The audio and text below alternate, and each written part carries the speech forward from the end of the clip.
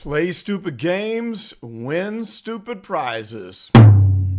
Let's review some of the more stupid things that SuperMayor Tiffany Henyard did, and then talk about how when you play with federal funds, you are playing with fire, and how they both, meaning Tiffany Henyard and the boyfriend, could be in huge trouble with something that they did in the past.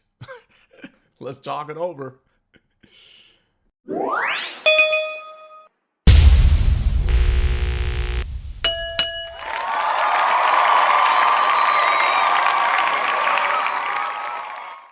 What's up, guys? Carlton Flowers here with the Go Political Channel, and we're back in the hood, back in the south side suburbs of Chicago in the village of Dolton. And today we're just going to take a look back and reminisce about how nefarious the SuperMayor was with some of the egregious things that she did, while at the same time she talks about how she's never broken the law and how she is the dream that Martin Luther King talked about. Oh boy, so it's just really interesting now that she has been voted out of office and skipped the Village of Dolton board meeting last night.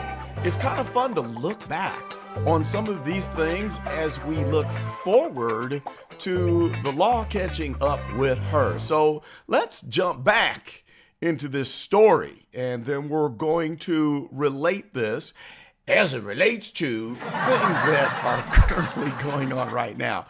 All right, so here we are. We're going back to this nice story here.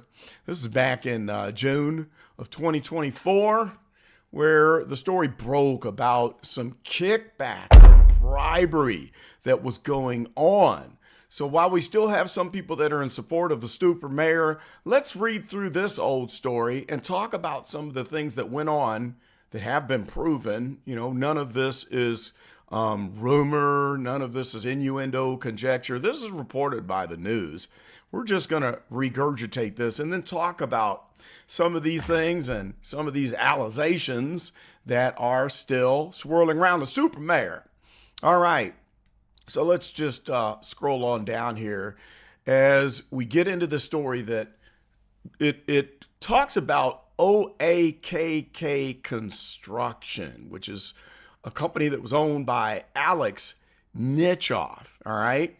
So there was a bunch of corruption cases, more than $200,000 involved in the no bid, no contract work to replace old people's roofs and windows. So when I say no bid, if you go back to the Dolton archives, or if you've been following my channel, one of the biggest things that she got away with was handing out this work without getting approval from the Board of Trustees in the village of Dolton.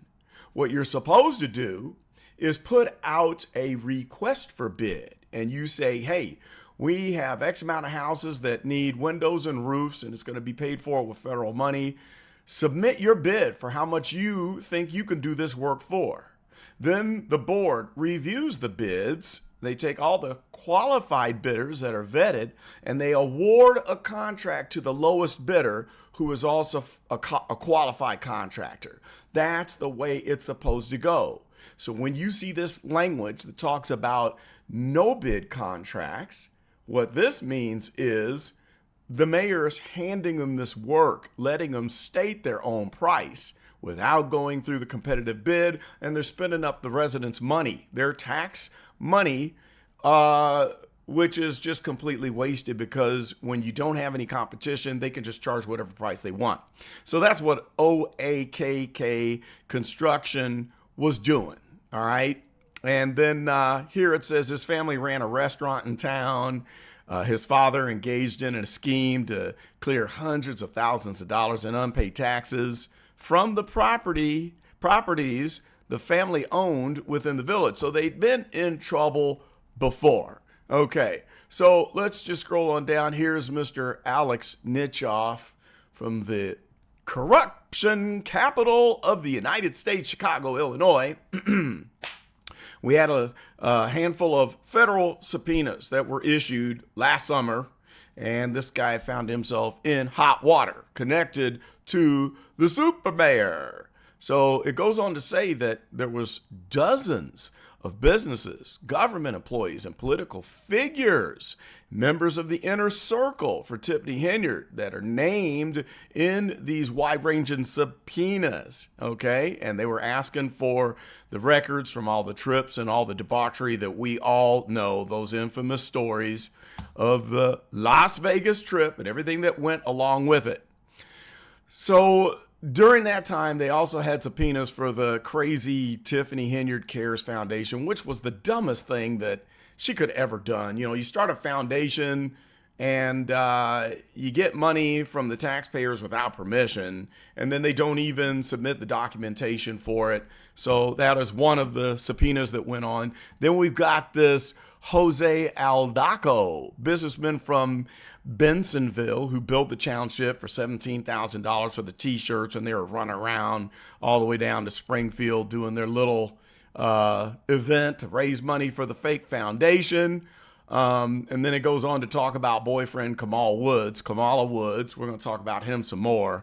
And this is a little bit misleading because it says that Woods earns a highly lucrative salary in excess of $10,000 per year, but they were talking about being the director of the foundation, but that's not where that money was coming from. That was for the youth program that the actually Thornton Township had received a grant for $7.1 million, which we're still digging into. Shout out to Minion with Opinion and also Cafe of Knowledge, Cooking with Frank. We're all digging in so we can find out what happened to that $7.1 million. But that was probably the source of the $100,000 a year income from Kamal Woods and not the foundation. So then it goes on to talk about Keith Freeman, and we know that he was subpoenaed and indicted. He was the first one to get, they put the pinch on him and they flipped him and turned him into an informant. Okay, so then it goes on to talk about Michael Casper, the election attorney for former Illinois House Speaker Michael Madigan, who helped Tiffany Henyard defeat the recall effort in 2022. That was just insane. That was insane. They do a recall, and this is the guy, this is the dirtbag that found the way to overturn the recall based on a technicality. And so that bought her another 2 years of dictatorship. And then we've got this Jerry Genova, which is a crime family name, former Calumet City mayor that was sentenced to 5 years in prison on corruption charges. He worked on a campaign for Tiffany Henyard's slate of candidates in 2023.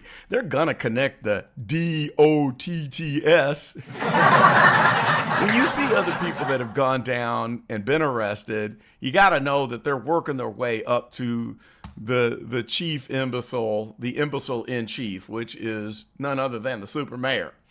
All right, so let's continue down here as they get into some of these details. So Nitchoff, who got those subpoenas, he was very active in Dolton politics, and he was contributing to the former mayor, Riley Rogers. He had $8,600 that he had contributed.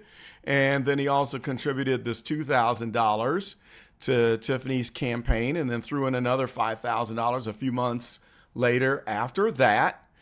And then here we go. The latter contribution occurred days after Oak was first billed for the village for the no bid, no contract residential construction of several dozen homes that totaled $205,000. Now here's the kicker, guys.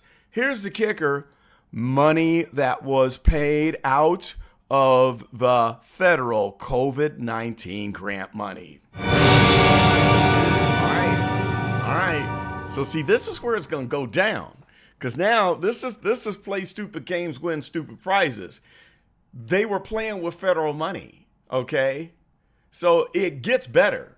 It gets better.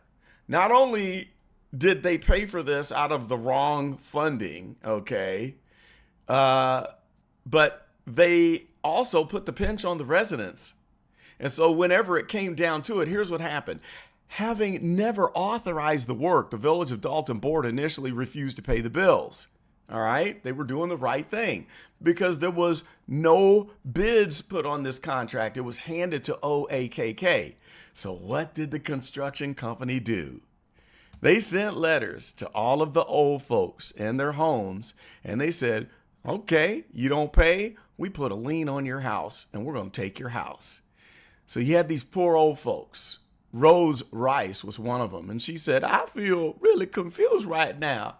First of all, I didn't sign no papers or an agreement with this company. So why is this lien on my property, or why is my name on this document?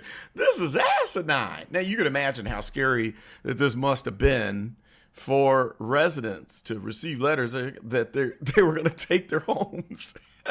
This is so bad. This is just like so mafioso, okay? They completely have outshined New York City and the 5 main crime families. This is all going down in Chicago. All right, so John Bodendorfer, he's a Bodendorfer, what a name. OAKK's construction manager ends up apologizing during the December 22 village board meeting and said that the letter shouldn't have been mailed. They shouldn't have gone out. They should have gone to the board instead. And so he said he was seeking payment for the work that was completed for the homeowners, but it was never approved, and they were dipping into federal funds. So that's the kicker. They're going to get into big trouble for that. You can't play with federal funds and think that it's going to end well. When you're asking for federal funds for one thing and you spend it on another, that is the highest form of corruption, and that will get you on the FBI map quicker than you can snap a finger, okay? So Henyard said that she announced in an earlier board meeting that they needed the contractors to do the work, and OAKK just happened to sign up. I don't go pick people.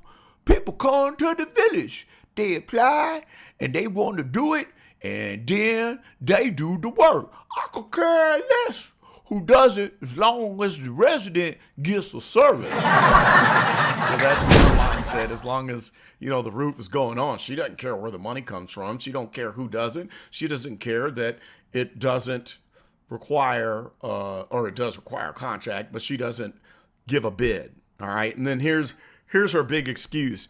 Because the cost of each job did not exceed $5,000. Henyard said the village was not required to seek other proposals to comply with requirements of the federal grant money the village used to pay for the project. Yeah, we'll see how well that goes when you serve up that same excuse in court. It's not going to work. But that was one of her methods. Break things up into small contracts and then hand out the money and don't worry about the bids. And then you got to know, allegedly, that there's kickbacks going on. You gotta know it. Because when you got a company that's saying, hey, I'm gonna throw you this little $5,000, and all of a sudden they're doing $205,000 worth of work that didn't go through any competitive bidding process, there you have it. And I don't think for 1 minute that all she pulled in was the $5,000. No, there was probably plenty more money behind the scenes that went on. So you can go to this article. I'll link it in the description, and you can read the rest of the story because this is very interesting and see how all this played out. It also goes into the $14,500 fence that OAKK Construction was handed this no-bid contract to put the fence around the ice arena, the ice rink, the $1 million ice rink, which is a whole nother story. We'll have to do a Dolton Chronicles to revisit that story because that's definitely a fun one to go back and listen to. But this is where we'll fast forward to the present time and talk about Kamal Woods boasting about his 7-figure income that we don't know where it came from, and also talk about the $100,000 a year income for that youth program that we never see a single shred of evidence over 4 years, or actually maybe 2 years from 2022 on. We never see one iota of evidence that there was a youth program happening. And so here's the thing. We know that the $100,000 a year income was connected to grants given to the Thornton Township. He had this big $7.1 million grant, and then there was supposed to be $500,000 that was given directly to cover operating expenses of the youth program, right? And then we never see any evidence of this youth program, which, as he said, the youth program was going on in the defunct car wash. It was headquartered at the Rock Island Splash car wash, where we know not much car washing went on. Went out of business in September of 2024, and we never saw any youths that were there washing cars at the car wash.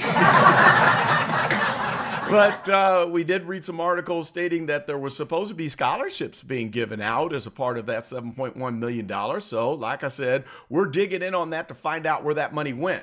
But at the most minimum case, the $100,000 a year income puts Mr. Kamal Woods on the hook for accountability, because that $100,000 a year income was federally funded, which means you have to show what you were doing with that money.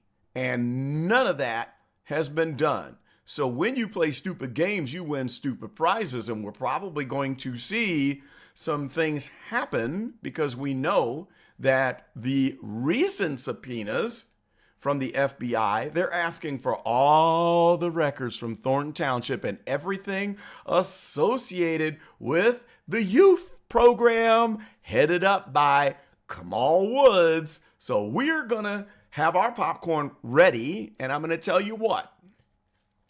When you combine that with the previous misuse of federal funds, the spending of COVID-19 relief money on those roofs and sidewalks that were not approved, those no bid contracts, boy, oh boy, I'm going to tell you what, there's going to be hell to pay. And this is not something that they're going to be able to wiggle out of. I wouldn't put any money on Kamal Woods or Tiffany Henyard getting out of this situation. They are in deep. And then we are going to be looking to see, we're going to be looking for evidence, the first bit of evidence to see whenever we hear from the current FBI Director, Kash Patel. I'm waiting for the day that he speaks Tiffany's name out of his mouth. I cannot wait. So we'll keep you posted on that, and we're going to be just watching this whole thing play out. Now, in the last video, I had one hilarious comment. Somebody said that this whole Rock Island Splash, we don't know what kind of rocks were in there. Okay, rocks. But they were saying that it was interesting how this looks strikingly similar to a certain series that was on Netflix called Breaking Bad, where they had a car wash that was a cover for some nefarious things that were going on and some illegitimate income. We might have to do our own version of Breaking Bad Dolton style. So anyway, that's all we got for this one. You better like, comment, subscribe, tick the notification bell so you don't miss any updates, because I will be getting back to you as I gain insight on the developments of the case that is going down. And that is all we got for this one. This is Carlton, and I am out.